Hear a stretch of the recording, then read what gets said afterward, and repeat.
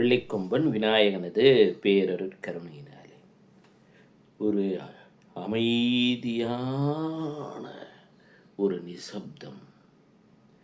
இடுகாட்டினிலே சிவபெருமான் தவத்திலே ஆழ்ந்திருக்கிறார். தலையிலிருந்து கங்கை பிரவாகம் எடுக்கிறது. நெற்றிக்கண்ணோ அந்த நீல விழியோ சுடர்விட்டு கொண்டிருக்கிறது. யோசித்து பார்த்தீர்களா? நெருப்பு என்று சொல்லக்கூடியது ஒரு தன்மை. அனல் என்று நின்ற அண்ணாமலையார் மற்றொரு புறமோ கங்காதரனாக அந்த நீரின் தன்மை இரண்டும் கலந்து அங்கே விற்றிருக்கின்றான் நம் அப்பன் சிவபெருமான். எதை உணர்த்துகின்றான்?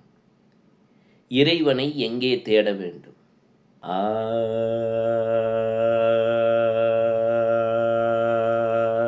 என்ற அகாரம் உற்பத்தியாகின்ற இந்த சரீரத்தில் எங்கே தேட வேண்டும்? உன் உள்ளம்தானப்பா ஆலயம். அது இடுகாடாக இருந்தாலும் சரி, ஈசனை நினைக்க நீ அமர்ந்து விட்டால் அதுதான் ஆலயம்.